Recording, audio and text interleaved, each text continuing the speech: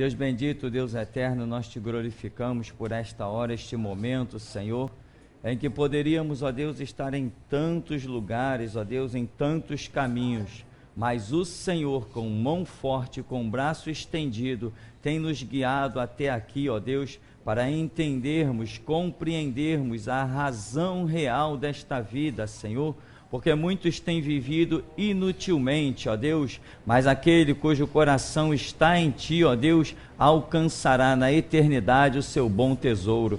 E é isso que viemos buscar aqui, ó Deus, aquilo que a traça não consegue roer, ó Deus, aquilo que a ferrugem não consegue consumir e que os ladrões não conseguem roubar. Por isso acrescenta-nos nesta manhã, ó Deus, graça sobre graça, unção sobre unção, pois não viemos aqui, ó Deus, em busca de sermos os guerreiros da paz, mas sim, como a Escritura diz, os transtornadores deste mundo. Por isso capacita-nos, ó Deus, porquanto o Senhor tem dito que veio fundar a sua igreja, o seu reino dentro de outro reino, e nos tem alistado para este exército, para esta guerra.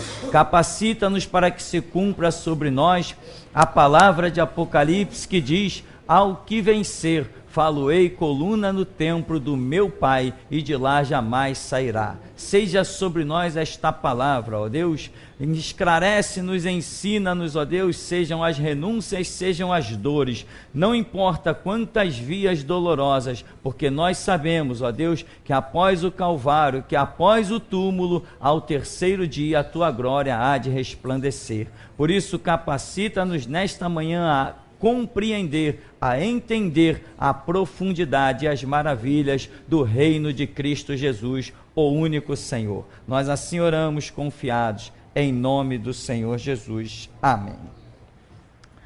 Irmãos, nós vamos seguir o nosso seminário na parte de exames. Começamos no domingo passado, vendo um pouquinho só de Apocalipse. Vamos voltar a ver ainda Apocalipse, mas esta semana nós vamos a Mateus, onde nós vamos examinar algumas coisas. Como eu disse no começo desta fase do seminário, que foram detalhes da palavra que me sustentaram. Uma vez eu estava conversando com um seminarista que depois se tornou um pastor da Igreja Batista, e enquanto nós estávamos evangelizando o bairro do Santo Cristo, era eu e ele para todo lado, distribuindo folheto, fazendo a obra. E ele falou assim, é só nós dois porque está escrito mesmo, né? Por se multiplicar a iniquidade, o amor de muitos esfriará. E naquela hora que ele disse isso, eu recebi um impacto, no meio da rua eu recebi um impacto, falei assim, o amor de muitos e não de todos. Então eu não tenho que estar entre muitos, eu tenho que estar entre poucos escolhidos. E essa tem sido verdadeiramente a minha razão de viver. Cristo Jesus, o Senhor, desde os 22 anos mais ou menos, quando conheci Jesus, até aqui ele me tem ajudado, e como tem ajudado. Eu sou uma pessoa que eu me considero tendo visto a maior glória que jamais foi manifesta entre os homens mortais. Eu me considero sendo a pessoa que tem recebido em toda a história do cristianismo a maior glória. Eu me considero assim, cada um se considere como quiser. Amém? Então, o Evangelho de Jesus tem sido revelado a mim, não como um Evangelho para muitos, mas como um Evangelho para poucos. O reino de Deus não é para muitos, o reino de Deus é para poucos, porque muitos são chamados, mas poucos escolhidos, porque existe uma seleção, e nós temos visto que uma seleção, onde o preço final dela é o preço de sangue, é uma seleção duríssima. Você vê um monte de gente iludida por aí. A televisão está desfilando ilusão. O que você conquistou na fogueira santa do inferno? Ah, isso, aquilo outro. Tá, ilusão, pura ilusão. Ou o paralítico que andou mesmo, vai atrás dele, vê se ele andou mesmo. Vê se ele era paralítico. Então, assim é. Agora, quando você examina, porque muitas pessoas se detêm a uma leitura bíblica por desencargo de consciência. Mas lá em, se não me falha a memória, você me ajude, João 5,39, é isso? O Senhor Jesus diz assim: examinai as Escrituras, porque vós cuidais ter nelas a vida eterna, e são elas que de mim testificam. Muitas pessoas estão lendo a Bíblia e estão por aí felizes que nem palhaços de nariz vermelho. Ah, hoje eu já li a minha Bíblia. Ai, como eu estou bem com Deus, hoje eu li a Bíblia. Poxa, essa semana eu li a Bíblia todo dia. Meu irmão, isso para quem quer levar uma vidinha religiosa é uma maravilha. Mas para quem verdadeiramente quer transtornar o mundo e ser um instrumento nas mãos de Deus, isso não é o bastante. Ler a Bíblia é uma coisa, você se deter com ela, mastigando cada palavra, dar tempo ali, não é aquilo... O Senhor é meu pastor, nada me faltará. Ai, hoje eu já li a Bíblia. Que bênção. Isso é ilusão. Agora, quando você para, o Senhor é o meu pastor. O que é ser Senhor? O que é ser pastor? Nada me faltará. O que é o nada? E quando isso você só faz com tempo. Sem preocupado que, caramba, o relógio está me chamando. Não, se você está preocupado, se você está lendo a Bíblia e preocupado que o relógio está te chamando, você não está percebendo nada, você não está vendo nada. Mas o Senhor Jesus disse: examinai as Escrituras. E você já viu, né? Se você vê uma gota de sangue, o que você tem a dizer daquele sangue? Que ele é vermelho? Agora, quando você vai para o exame, pega um microscópio, pega as peças de laboratório, aí você vai descobrir o DNA da pessoa, se é A positivo, se é O, se o sangue é AB, você vai descobrir se aquele sangue tem alguma contaminação, se não tem, o fator de coagulação, o RH, se é mais, se é menos, essas coisas assim. Se eu estiver falando alguma coisa errada, meu irmão, você não leva em conta porque eu não sou médico, mas só para a gente ter uma ideia. E você descobre, examinando o sangue, vai descobrir o genoma da pessoa, vai descobrir, agora os cientistas estão dizendo que com um simples exame de sangue, eles conseguem dizer quanto tempo de vida aquela pessoa tem, e de que doença ela está propícia a morrer. Mas não é porque o cientista olhou para a gota de sangue de alguém, é porque ele examinou. E o Senhor Jesus não disse: leiam a Escritura, porque ficaria uma visão muito superficial. Ele disse: examinai as Escrituras. O que ele está dizendo? A Bíblia não é para qualquer um. Porque tem um monte de gente por aí lendo a Bíblia, meu irmão. O camarada passa a vida inteira lendo a Bíblia, no primeiro convite para ele se tornar membro da maçonaria, lá vai ele. Ele examinou a Bíblia? Não, ele leu. Se ele tivesse examinado, ele não se tornaria um maçom. Passa a vida inteira lendo a Bíblia, daqui a pouco vem um político para apadrinhar a igreja dele, arrasta até ele também para o Congresso Nacional. Esse camarada examinou a Bíblia? Ele não examinou a Bíblia. Se ele tivesse examinado, ele teria visto que Jesus Cristo não divide a mesa com Satanás. Na igreja de Cristo, político não fala. Político não se move lá dentro, político não entra lá. Ele deveria entender isso. Agora, ele apenas leu. Quem somente lê e não se aprofunda, não desce às águas profundas do Espírito Santo, esse está sujeito a cair a qualquer momento. Na verdade, nunca esteve de pé, é apenas aparência. Então eu quero que você vá em Mateus, no capítulo 7,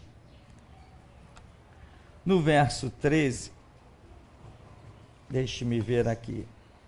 Jesus diz assim: entrai pela porta estreita, larga é a porta e espaçoso o caminho que conduz para a perdição, e são muitos os que entram por ela. Porque estreita é a porta e apertado o caminho que conduz para a vida, e são poucos os que acertam com ela. Ora, o que o Senhor Jesus está dizendo? Que existe uma porta. Ora, mas a Escritura diz que quem é a porta? Senhor Jesus é a porta. Ele disse: eu sou a porta das ovelhas. Quem entrar por mim sairá e achará pastagem e tal. Então ele está dizendo que existe uma porta. E ele está dizendo que esta porta é estreita. É uma porta de difícil acesso. Então você já começa a ver, você já vai começar a entender, como eu entendi na minha mocidade, que evangelho não é para qualquer um.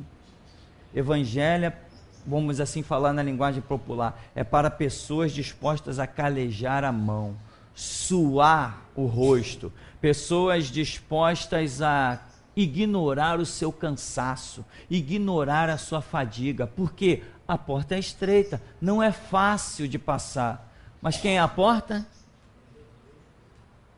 Jesus, ele próprio é a porta. Imagina você passar por ele. Se ele tem os olhos como chama de fogo e penetra a profundidade de todas as coisas. Se lá vem você para passar a porta, mas a porta está te examinando e você não consegue esconder nada desta porta. É um detector de metal potentíssimo. Você vem lá quilômetros e já está piscando a luzinha da porta aqui, ó. Aquele lá não pode passar. Ou seja, se existe uma porta é porque existe uma seleção.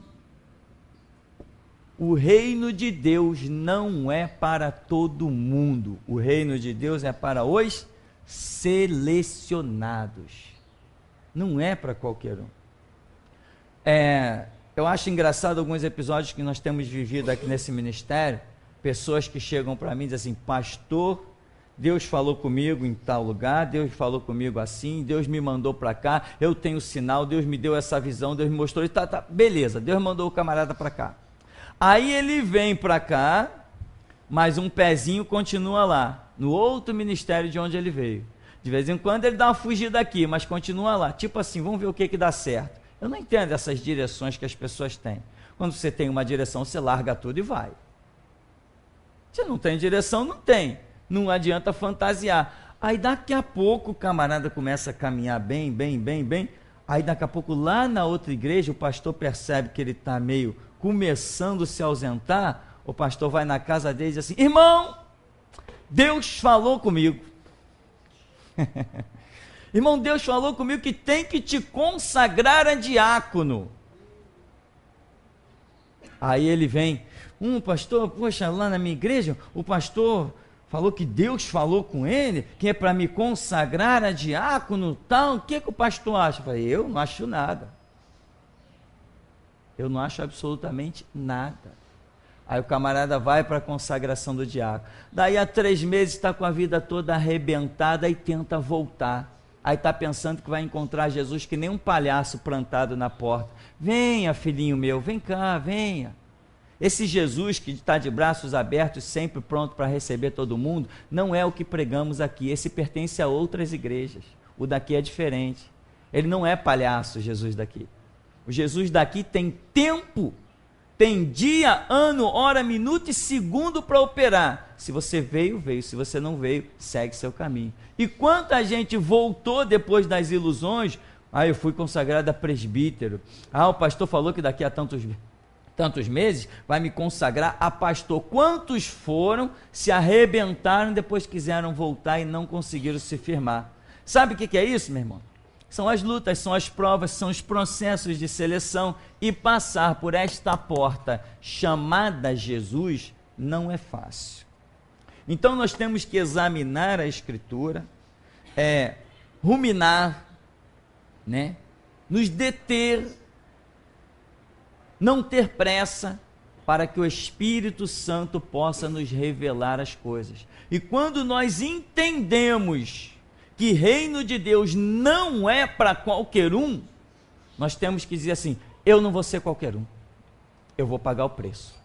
Eu vou lutar com todas as minhas forças, nem que eu tiver que ir me arrastando, mas eu não vou desviar os olhos de Jesus. Por quê? Porque você foi lá, examinou, o Espírito Santo te mostrou uma verdade, você preparou o seu espírito para aquela guerra. Diferente das pessoas que vivem a ilusão. Eu estou na igreja, que bênção. Aí você chega lá e encontra um pilantra sem vergonha, um pastorzinho de meia tigela engravatado atrás do púlpito dizendo: irmão, você estar na igreja é uma bênção. Que isso, meu irmão? O estar na igreja não significa nada. Você está num processo de seleção, você está entre os muitos chamados. Sabe-se lá se poderá estar entre os poucos escolhidos. Eu conheci um desses projetos de pastor, que os jovens na igreja dele viviam em verdadeiros adultérios e prostituição. Era uma bagunça só. E ele dizia assim: irmão, não tem problema não. Se você está lá no mundo, mas está com 10% do seu pé dentro da igreja, isso já é uma bênção. Eu pergunto, irmão, isso é uma bênção? Bênção é quando você vê os jovens dispostos a morrer por Cristo, dizendo: pecado, para trás de mim, Satanás, sai fora. Quando você vê os jovens não se curvando a nada nem a ninguém, só a Cristo Jesus, isso é a bênção. Quando você abre a boca, quando você vê alguém abrir a boca e o Espírito Santo encher. Agora, eu estou 90% no mundo, 10% na igreja, eu estou na bênção? Eu estou na bênção ou eu estou no inferno? Mas tem pastores que estão assim, a caminho do inferno. O máximo que eles podem fazer é guiar outras pessoas também para o inferno. Então, irmão, a porta é estreita. Não pense que com relaxamento se consegue passar por esta porta. Não pense que sem esforço vamos passar por esta porta. Não pense que sem uma vontade sobrenatural vamos passar por essa porta. A nossa luta não é contra carne e sangue, contra principados e potestades, hostes infernais da maldade que habitam nas regiões celestes. E alguém por acaso vence o diabo com um 38? Vence o diabo com uma metralhadora? O diabo é tão forte que não pode ser derrotado por canhão. Esse é o limite, esse é o nível da guerra que nós temos que enfrentar. Se eu não estiver altamente determinado a entrar nesse reino de Deus, eu não vou entrar. Se eu não estiver disposto, aí nem que for me arrastando, passando fome, chorando lágrimas de sangue, deixando o couro na estrada, se eu não estiver muito determinado, se o meu sangue não tiver realmente sido transformado no sangue de um guerreiro, eu não vou passar nessa porta. Então nós temos que afastar a ilusão. Como é que nós podemos estar aí, como todo mundo vê, vencendo, zombando, escarnecendo do sistema judiciário, desafiando armas, e é desafiando mesmo, irmão. Porque o nosso Deus nos tem dado ordem de não baixar a cabeça para ninguém, porque Ele tem um projeto nessa última geração que é tremendo. Então, se eu não tiver a revelação, o entendimento de que a porta é estreita, sabe o que eu vou fazer? Eu vou vir levando uma vidinha de qualquer jeito. E quando eu for deparar com a porta que eu tentar passar, eu vou ser bloqueado. Então o exame da Escritura, o exame de certas coisas que nós precisamos parar sobre elas, é importantíssimo, é fundamental, é uma forma de preparar o seu espírito, a sua vontade. Quantos de você já conheceu que iniciou-se nessa caminhada do Evangelho e ficou para trás? Quantos? Quantos você conheceu que disse assim: eu vou até a morte com Cristo? Eu conheci muita gente, porque eu fiz um seminário, e dentro do seminário o que mais se ouvia era isso. Pessoas dizendo que iam até a morte com Cristo. E essas pessoas eu encontrei depois desviadas. E aí, irmão, como é que está? Como é que está a igreja, em ministério e tal? Não, estou meio devagar. Aquela velha história besta. Não, eu estou afastado da igreja, não me afastei de Deus, não. Não me afastei de Deus, não. Então, a porta é estreita. E Jesus diz assim: espaçoso o caminho que conduz para a perdição, larga é a porta, e são muitos os que entram por ela. Então, poucos passam por esta porta estreita. E existe uma porta bem larga em que muitos passam por esta porta bem larga. Isso parece aulinha de primário, né, irmão? Mas isso aqui é um fundamento poderoso. É um ensinamento de Jesus tremendo. Você tem que preparar o seu espírito. Quando você vir as coisas muito fáceis, desconfie. Você está seguindo um evangelho muito fácil, um evangelho de bênção sobre bênção, em que as bênçãos estão caindo no teu caminho, você não está pagando nada por elas, não tem nenhum sacrifício, não tem nenhum empenho, você não está demonstrando nenhuma firmeza na sua fé, você está num ministério onde está tudo aparecendo na sua frente. Cuidado, toma muito cuidado, porque não é fácil passar por essa porta, não. E muitos estão até se iludindo. Nos canais de televisão, por exemplo, estão vendo multidões, e pessoas estão justamente indo para certos templos de Satanás, rotulados de igreja, por causa de propaganda de televisão. A mídia sempre corrompeu multidões. Está aí a Coca-Cola provando que a mídia é forte. Um produto altamente nocivo à saúde, que causa osteoporose, causa diabetes, causa obesidade, e a mídia impôs, a propaganda colocou ele lá na mesa de todos os brasileiros. Por quê? É o poder da mídia. É forte, ninguém pode negar isso. A televisão está sendo usada hoje por Satanás, não é no programa espírita, nem no programa da missa católica. Por falsos evangélicos, a mídia está sendo usada, com falsos testemunhos, com falsas manifestações demoníacas, falsas possessões, falsas prosperidades. A mídia está lá com essa propaganda, organizações chamadas de igreja, e estão enganando muitos. As pessoas estão vendo aquela loteria: eu prosperei, eu alcancei, eu me tornei um associado à minha vida, o meu filho, o meu neto, o meu cachorro, o meu papagaio, e as pessoas estão se iludindo com essa falsa propaganda, e muitos estão dirigindo-se para esses lugares. O resultado é simplesmente a decepção. Por quê? O que falta? Falta isso aqui, ó.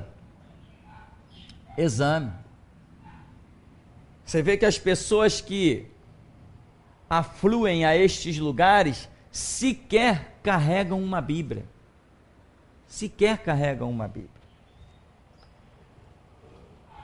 Nós vamos ainda a Mateus capítulo 7, no verso 21, tem algo também tremendo. Jesus diz assim: nem todo aquele que me diz Senhor, Senhor, entrará no reino dos céus, mas aquele que faz a vontade de meu Pai que está nos céus.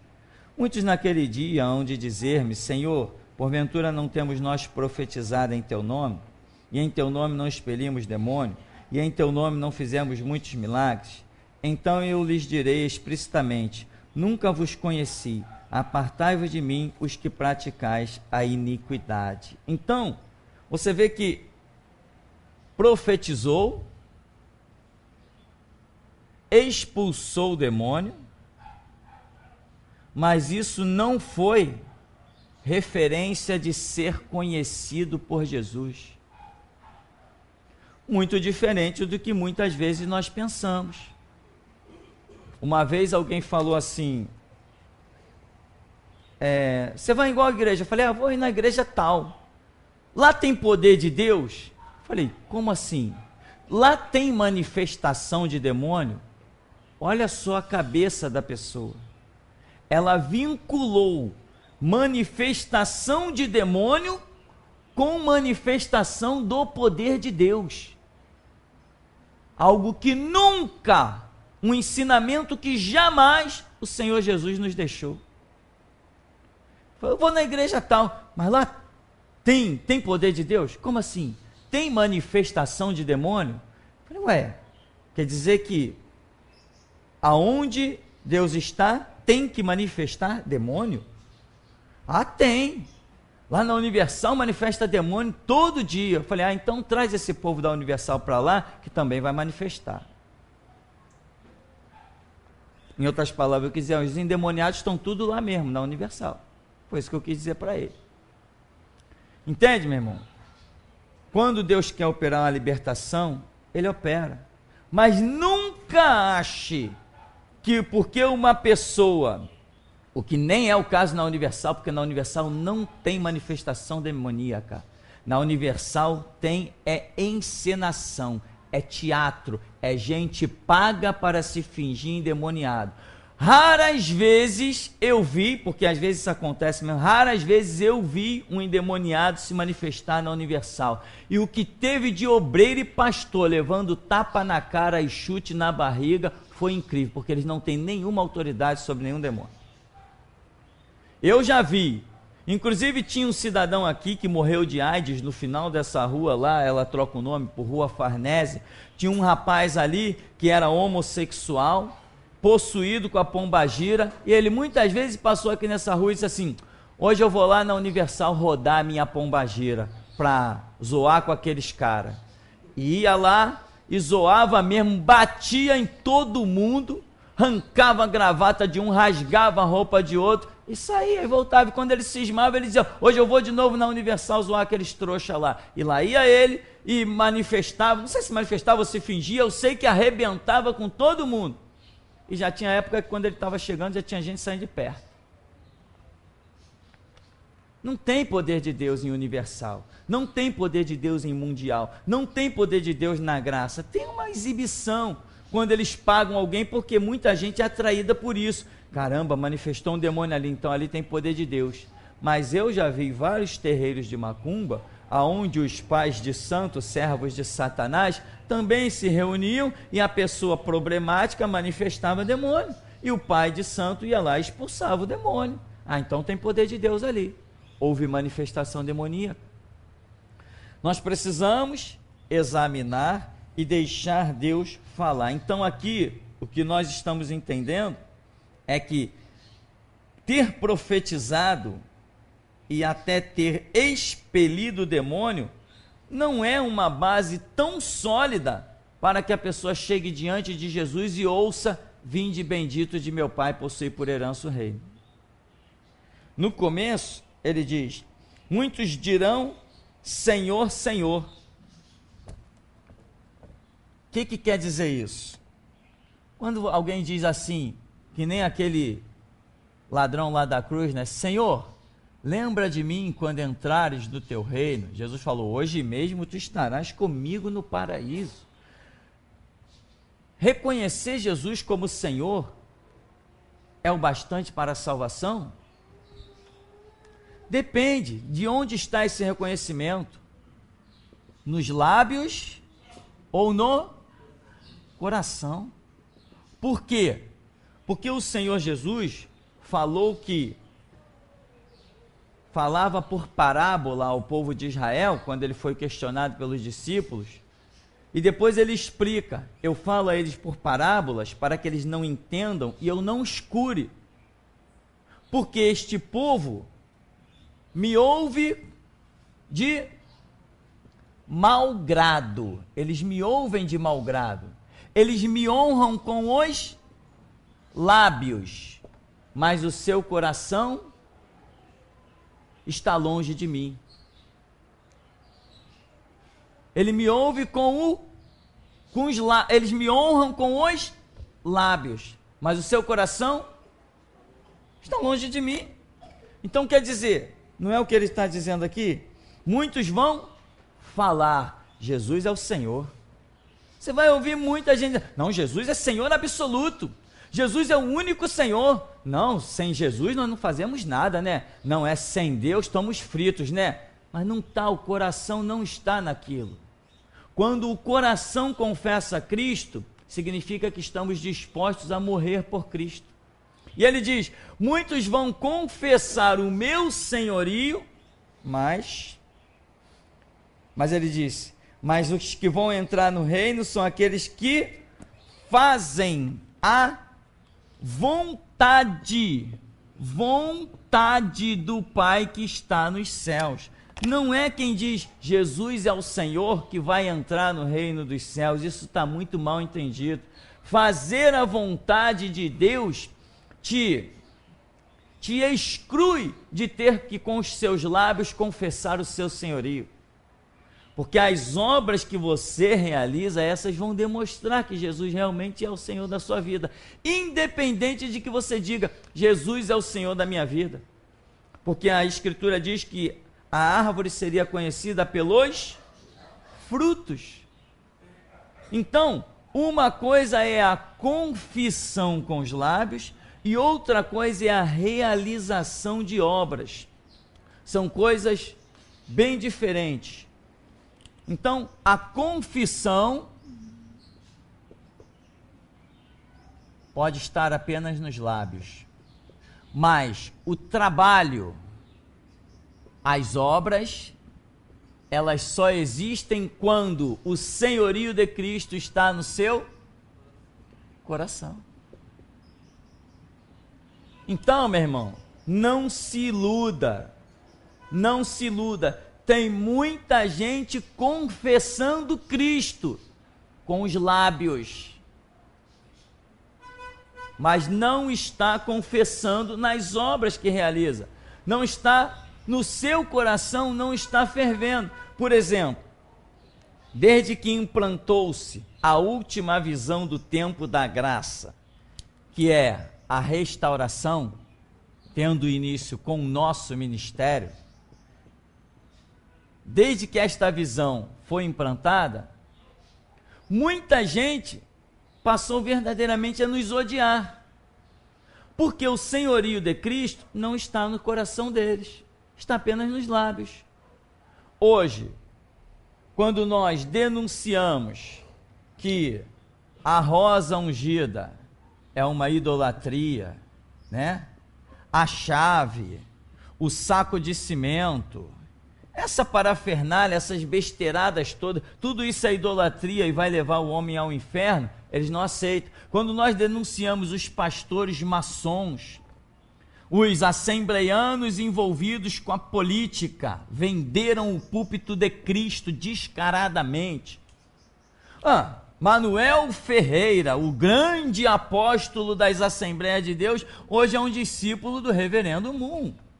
Aonde nós vamos parar? Eu acho que nós não vamos parar enquanto Jesus nos terminar logo de vez e sair.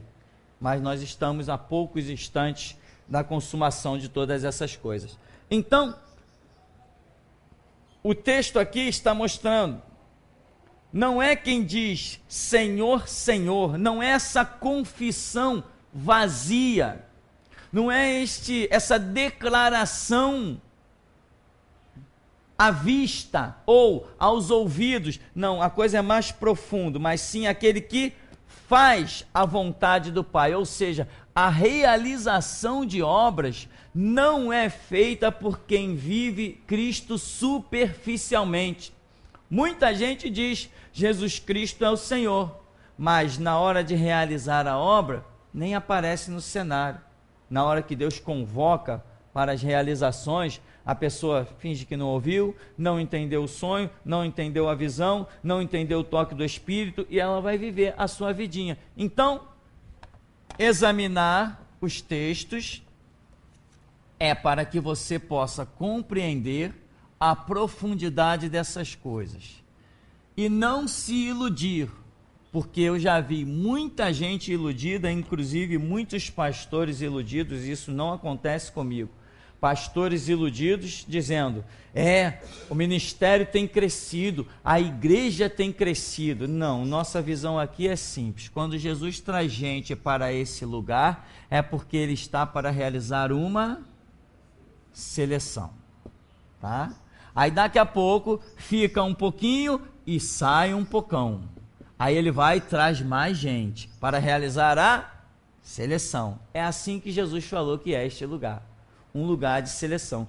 Quando ele reúne o número dos seus escolhidos para o final dessa dispensação, o sistema da terra que se cuide, porque nesse lugar Jesus está preparando uma pessoa, inclusive abro logo parêntese para dizer, tem pessoas aqui dentro que não farão parte desta última seleção. Você sabe que aqui dentro não tem engano. Poderia até apontar, hoje, nesse momento eu poderia até apontar, irmão, não vou apontar, primeiro que Deus não mandou apontar e não vamos causar constrangimento a ninguém, mas tem gente aqui dentro que não fará parte desta última seleção. Irmão, se esforce, põe a boca no pó. Se você não fizer parte da última seleção, sabe o que acontece? Você está fora. E provavelmente, vou até usar a palavra provavelmente, até fora da própria salvação. Por quê? Porque o chamado nesse tempo é de restauração. Você tem que ser selecionado para esse último projeto de Deus, nessa última dispensação, que é a dispensação da restauração. Então, meu irmão, leva a sério, não leva a sério, estou levando a sério a palavra do pastor, não, leva a sério a sua própria vida espiritual. Examina aí a sua vida, porque aqui é um centro de seleção. Isso sempre foi dito, todo mundo aqui sempre ouviu isso. Então, não se iluda com aqueles que estão confessando o nome de Jesus. Jesus é Senhor, Jesus é poderoso, sem Ele nós não somos nada, Jesus tem poder sobre o diabo, Jesus é o Rei da glória, Jesus é o unigênito do Pai, Jesus é aquele coroado de glória, majestade, santidade, Jesus é o Santo de Israel, Jesus é o que era, que é e que há de vir, Jesus é o que vai julgar o mundo, Jesus descerá no Monte das Oliveiras, Jesus vai derrotar os inimigos, Jesus vai implantar o reino em Jerusalém, Jesus vai acabar com o sistema da terra. Isso tudo pode apenas ser fruto dos lábios. Um conhecimento que se ouviu e se está confessando, mas isso descer da mente e alojar-se no coração é bem diferente. E eu quero então saber se alguém tem alguma pergunta para fazer nesta hora. Dá liberdade aos irmãos. Tem pergunta aí? Tem aqui? Temos? Não? Temos aqui. Vamos lá.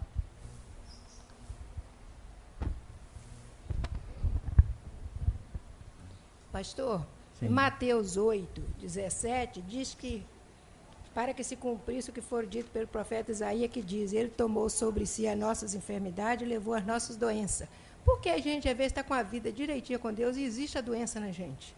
As enfermidades estão aí. Sim.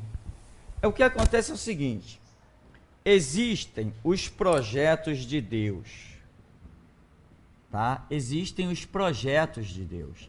E nós precisamos entender esses projetos. Deus tem com as nossas vidas pessoalmente uma maneira de tratar individualmente conosco.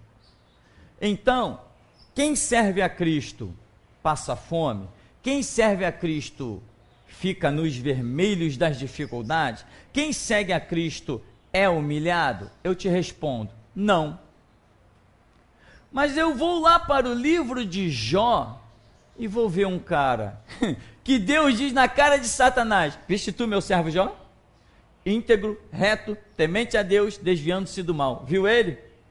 Eu vi. Aí quando eu olho para Jó, eu vejo Jó, um cara no vermelho, todos os seus bens foram tragados, ele devia estar comendo pão e água, porque todos os seus camelos foram embora, todos os seus cavalos, tudo que ele tinha, seus bois, o diabo arrasou com tudo. Eu vejo um cara enfermo, de chagas, da cabeça até a planta dos pés, chagas terríveis, se coçando com casco de telha. Eu vejo um cara na maior tribulação, no maior aperto, dizendo, maldito dia em que se disse que um homem foi concebido. que aquele dia que eu nasci, nele seja só trevas e não haja nele luz. Eu vejo um cara em desespero, eu vejo um cara atormentado, dizendo, que mal eu fiz a Deus, porque o Todo-Poderoso me tortura desta maneira, porque Ele não baixa a sua mão direto sobre mim, não me reduz a pó e não acaba com o meu sofrimento. Eu vejo um cara desesperado. Que cara é esse? Um cara íntegro, reto, temente a Deus e desviando-se do mal. O que nós vemos? O sofrimento de um justo. Para quê? Para que seja como Jesus falou para os seus discípulos, quando os discípulos perguntaram, mestre, aquele homem ali é cego de nascença. Quem pecou? Ele ou os seus pais? Jesus falou, nem ele, nem seus pais. Esta enfermidade é para que sejam manifestas nele a glória de Deus. Ou seja, Deus tem caminhos que às vezes eu não gosto, mas aceitar esse caminho é o que vai me caracterizar como um verdadeiro servo de Deus. Trilhar a minha via dolorosa quando eu poderia estar passando por cima dela de avião a jato. Então, nós precisamos entender isso. Uma vez, a minha caminhada, Deus teve misericórdia, eu consegui presenciar algumas coisas que marcaram a minha geração, a minha vida de uma maneira especial, em que passam 10, 15, 20 anos e eu não esqueço certas coisas. Uma vez, numa igreja, onde eu conheci algumas pessoas, e lá estava uma serva de Deus, usada por Deus, envolvida na igreja, e essa mulher teve um problema sério de saúde, essa irmã. Era uma irmã negra, até lembro da fisionomia dela muito bem. Ela teve um problema sério de saúde.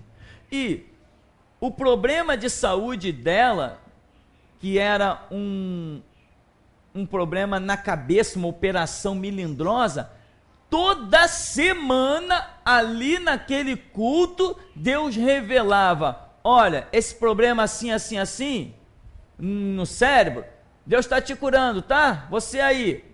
Vinha outra semana, a mesma, olha, esse problema assim, assim, assim, Deus está te curando, revelava outra pessoa. E aquela irmã, serva de Deus, que todos nós conhecíamos, nós não víamos nunca o profeta se dirigir para ela e dizer, Deus está te curando.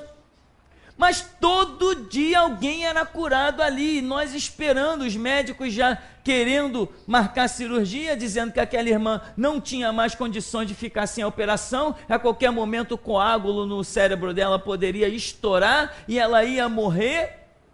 E todo mundo ali apreensivo, orando, Deus alcança a tua serva, e Deus está alcançando todo mundo. Vinha o visitante lá, Deus alcançava. Vinha o visitante católico, Deus curava o cara. Vinha o visitante espírita, Deus curava o cara. Vinha o ateu e Deus curava o cara. Vinha todo mundo e Deus curava o cara daquele problema seríssimo que aquela irmã não está sendo alcançada.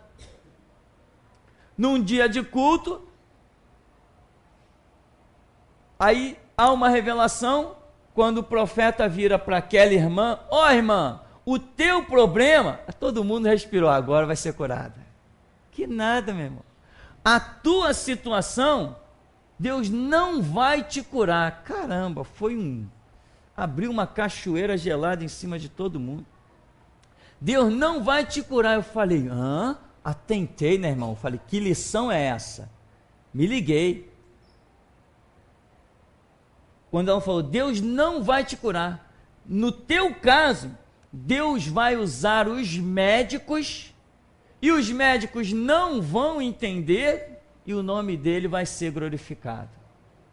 E lá foi ela, meu irmão, lá foi ela para a mesa de cirurgia, e enfim, e depois voltou, glorificando a Deus, dizendo que aconteceram coisas que os médicos ficaram atordoados, e ela simplesmente disse, sou serva de um Deus vivo. Então nós não podemos, sabe? Veja bem, se eu estou no caminho certo, é comigo que as coisas têm que acontecer. É comigo que Deus tem que tratar. Deus poderia usar um pecador para fazê-lo passar pela via dolorosa? Usou um santo. Deus poderia usar um pecador para usar uma coroa de espinho? Não, usou um santo. Deus poderia usar um pecador para ser crucificado no Monte Calvário? Não, usou um santo.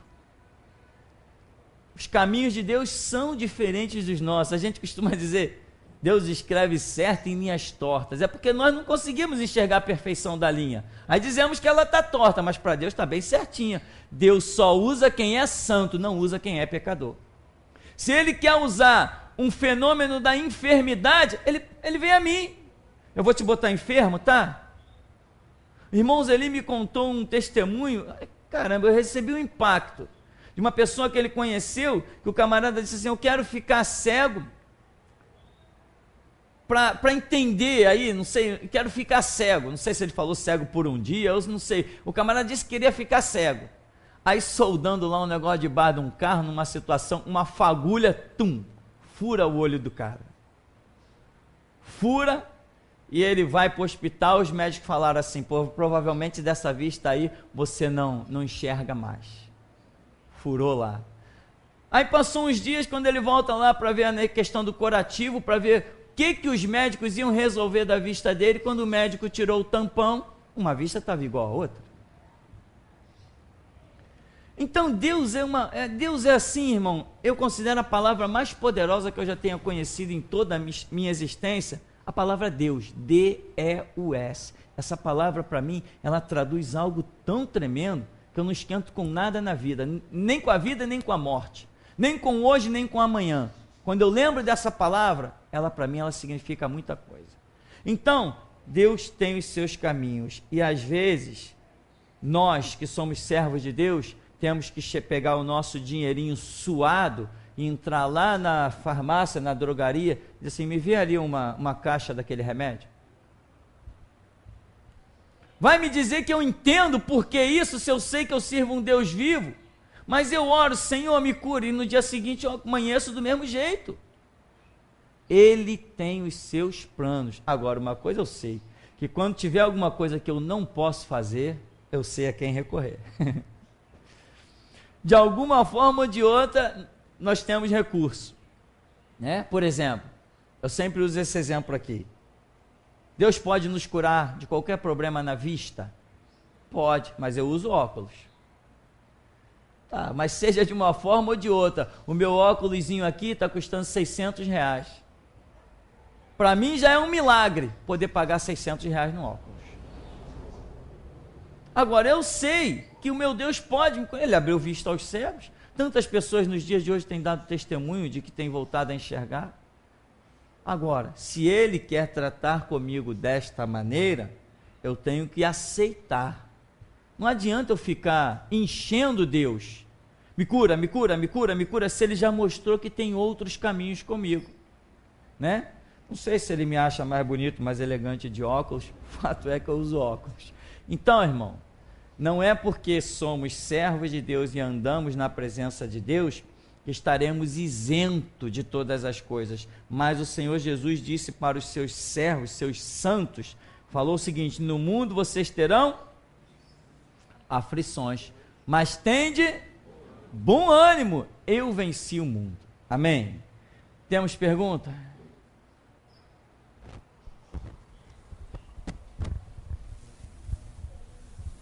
Pastor, em Gênesis 1, havia trevas sobre a face do abismo, e em Gênesis 3 e 4, fala que Deus criou a luz e que a luz era boa, que ela fazia a separação entre a luz e as trevas. E em Gênesis 1, 16, 17 e 18, fala que ele criou os luzeiros e que eles faziam a separação da luz e as trevas também. Então, eu leio, mas não consigo entender. São 3 situações, né, que descreve existir luz, né? Até mesmo no primeiro eu leio e entendo isso, porque se existe trevas, né, ela só fica evidenciada porque tem luz, né? Então, eu não consigo entender como pode ter havido tarde e manhã antes do sol ser criado. Isso daí era que tipo de luz? Era uma luz espiritual e depois foi criada a primeira parte de luz e trevas está relacionada após a queda de Lúcifer, né? Lúcifer. após a queda de Lúcifer, Deus, veja bem, antes da queda de Lúcifer, tinha trevas?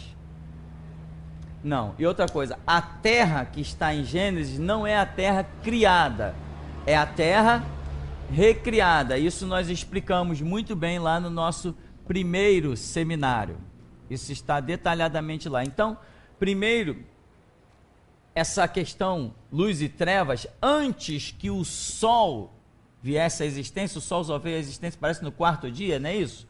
Então, ali não está se referindo a essa luz, mas está se referindo a uma divisão de reino, porque agora Deus estava deixando existir o reino de Satanás depois da queda. Foi Deus que permitiu existir, como permite até hoje que Satanás esteja de pé, porque a Bíblia diz que vai chegar uma hora que Deus não vai deixar mais e acabou a história. Jesus vai soprar e com o sopro da sua boca desfará o iníquo. É isso que a Bíblia diz. Então, Deus tem usado o diabo para provar a humanidade. O diabo, querendo ou não, ele é um instrumento de Deus. Deus permitiu, por causa da queda dele, Deus fez com que ele se obstinasse, no símbolo da serpente, né? Sobre teu ventre rastejarás e pó comerás. Pó é símbolo do pecado. Então, o diabo vai em busca disso aí. A sobrevivência dele é se alimentar do pecado da humanidade. Isso é que sustenta o diabo, o pecado da humanidade. O diabo não tem força, nem se desenvolve aonde há santidade, mas aonde tem o pecado. Então, na primeira referência, é quando Deus fez uma divisão e deixou vir à existência o reino das trevas, e o seu reino da luz já estava lá. Na segunda questão de luz e trevas, aí não se está se falando de eternidade, já está se falando de planeta Terra. Aí já estamos falando de noite e de dia. Então, essas luzes e trevas aí, a primeira se refere a reinos espirituais, luz e trevas, e a segunda se refere ao dia e à noite, né? Basicamente é isso, tem muito mais, mas nós temos ali nos nossos seminários, no primeiro, por exemplo, umas explicações boas sobre isso, e eu não lembro exatamente em qual parte, mas nós temos falado muito sobre esse Gênesis capítulo 1, espalhado por várias partes do seminário, o primeiro e o segundo seminário, tá? Tem mais perguntas aqui? Bom dia, pastor. Eu queria saber o seguinte, eu não sei exatamente o versículo na Bíblia, mas diz assim, que Deus, o próprio Deus, o Pai de Jesus, ele olhou dos céus para a terra e disse que não havia um justo, nenhum sequer, ninguém que faça a sua vontade. Mas também aqui em João 5:24 diz assim, ó, eu afirmo a vocês que isso é verdade. Quem ouve as minhas palavras e crê naquele que me enviou, tem a vida eterna e não entrará em condenação, mas passou da morte para a vida. Aí essa seleção do Senhor, para a pessoa se tornar apta ou não para ir a Deus, eu quero perguntar o seguinte, se não há nenhum justo, né? E como Deus falou que não havia nenhum justo, ninguém que fizesse a vontade dele, mas esse versículo já entra diferente, que diz que só crer e ouvir a palavra de Deus, no caso, já estaria salvo. Não. Quem diz isso não é Jesus, né? Então, outro detalhe que nós precisamos lembrar bem, as pessoas confundem o evangelho. Quando eu digo assim, onde está o evangelho? A pessoa diz, na Bíblia. O evangelho está na Bíblia, mas a Bíblia toda não é evangelho. Então, por exemplo, eu tenho os livros de Mateus, Marcos, Lucas e João. Eu acho o evangelho de Jesus Cristo dentro desses livros. Mas esses livros, por completo, não são o evangelho de Jesus como um todo. Por quê? Eu estou vendo João ali, escrevendo, Jesus fez isso, isso, isso, isso, Jesus ensinou isso, isso, isso. Então, o que Jesus fez e ensinou é evangelho. Mas aí João diz assim, não, porque também aí nós estávamos pensando dessa maneira, nós achávamos que seria assim, Pedro disse isso, Tiago falou aquilo, o que Pedro disse, as narrativas de João, etc., isso não é evangelho. Evangelho é exclusivamente o que Jesus fez e ensinou. Aí vem Paulo, se converte, não sei quantos anos depois do evangelho, mais ou menos uns 8 ou 10 anos depois de Jesus já ter ido para o céu, ou seja, se Jesus foi para o céu, o evangelho já está completo. Jesus não deixou o evangelho incompleto. Quando Jesus foi embora, ele disse: Pai, está consumado, nas tuas mãos eu entrego meu espírito. Não tinha mais nada para Jesus ensinar a nível de evangelho, já estava tudo ensinado. Então vamos dizer, cerca de 10 anos depois, Paulo se converte. Aí Paulo vem e escreve 14 livros. E as pessoas hoje cometem o delito seríssimo de pegar os livros de Paulo e compará-los ao evangelho de Jesus Cristo. Não. Tudo que Paulo disse, eu só aceito se fizer parte do evangelho de Jesus. O que Paulo disser que não faz parte do evangelho de Jesus, eu não aceito e ponto final. Se eu tenho o mestre Jesus para consultar, tudo que Paulo me disser, eu vou levar diante de Jesus. Se Paulo estiver errado, está errado. E a igreja tem cometido esse erro, de não querer admitir que servos de Deus tenham errado.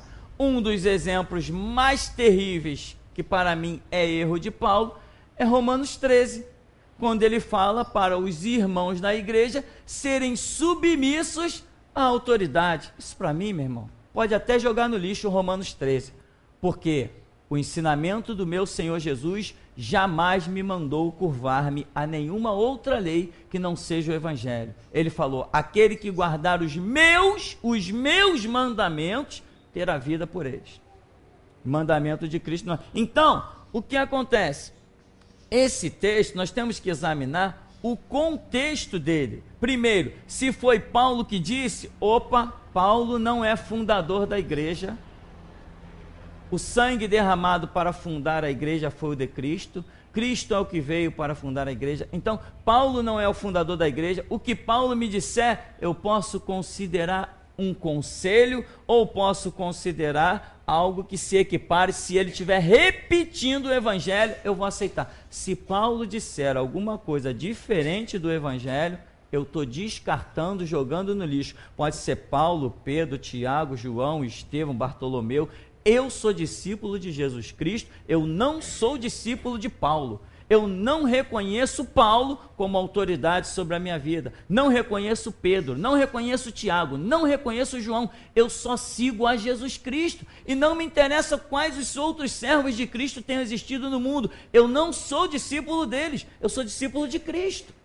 Então, nós precisamos ver aonde o texto está, quem o proferiu, para saber se ele pode se transformar num mandamento para a minha vida, numa regra para a igreja, tá? Então, quando a Bíblia diz assim que todos pecaram, Paulo, por exemplo, escreve em Romanos 3, 23, todos pecaram e destituídos estão da glória de Deus, que o salário do pecado é a morte, mas o dom gratuito de Deus é a vida eterna em Cristo Jesus. Maravilha! Isso condiz com o evangelho? Condiz. Tanto que todos pecaram, que Deus precisou mandar para o sacrifício o seu próprio filho, o santo, que não tinha pecado, né? Era o cordeiro sem mancha, tipificado no Antigo Testamento, na Páscoa, tá? Todos pecaram. Agora, o dom gratuito de Deus é a vida eterna em Cristo Jesus, tá? Se alguém está em Cristo, é uma nova criatura. As coisas velhas se passaram e tudo se fez novo. Então eu vou, realmente esse é o contexto do evangelho? Se eu estiver em Cristo, e estar em Cristo não é o estar na igreja, é o estar em Cristo. Não é eu sentei no banco da igreja há 500 anos, não é isso. É estar em Cristo é estar no mover do Espírito. Quando Jesus vai lá e diz assim, vai lá e passa a mão na cabeça daquele lá e diz que eu amo ele. Jesus te ama. Agora, saca a espada, vai lá, atravessa na garganta daquele lá e diz que ele é um mercenário e que brevemente ele vai estar na minha presença para mim dar a sentença dele. Vai lá, tá aí a espada de Jesus na tua garganta. Brevemente tu vai estar na presença dele para prestar conta com ele. Isso é estar em Cristo. Agora, muitas pessoas têm estado na igreja, na filosofia da igreja. Irmão, vamos pregar o amor de Deus para o inferno, para trás de mim, Satanás. Eu prego o que meu Jesus me mandar pregar. Se ele me disser prego amor, é amor. Se ele mandar pregar guerra, é guerra. E nesse tempo é guerra e não tem espaço para amor. Não estamos chamando ninguém pela evangelização, estamos chamando pela restauração. Então, nós precisamos dar uma examinada com muita calma, com muito carinho, com muita oração e colher algumas informações preciosas. Uma delas é que evangelho, o autor do evangelho se chama... Quem é o autor do evangelho? Jesus Cristo. Este é o autor do evangelho. Se eu estiver seguindo coisa que foi dita por outras pessoas, por exemplo, Paulo nos diz assim, crê no Senhor Jesus e serás salvo tu e a tua casa. Ah, é mesmo, é? Quem foi que disse isso? Eu não faço parte desse pensamento. Não adianta eu crer pela minha casa, porque o meu Senhor Jesus, o autor do evangelho, deixou bem claro que o segui-lo é individual. E ele falou, estarão divididos na mesma casa, 2 contra 3 e 3 contra 2, pai contra filho, filho contra pai, nora contra sua sogra, sogra contra sua nora. Jesus pregou a divisão do lar. E Paulo disse, crê no Senhor Jesus e serás salvo tu e a tua casa. Então nós precisamos ter assim, né, uma cautela. Isso é o que nós estamos realmente fazendo hoje aqui, ó. Examinando com muita calma, com muita paz, com muita alegria, pedindo as misericórdias do nosso Deus sobre nós, e até aqui ele nos tem tido compaixão. Então, evangelho, o autor é Jesus Cristo. Não temos outro autor do evangelho que não seja Cristo. Amém, irmãos? Depois a gente continua. Vamos dar uma paradinha para tomar um cafezinho, já já a gente volta?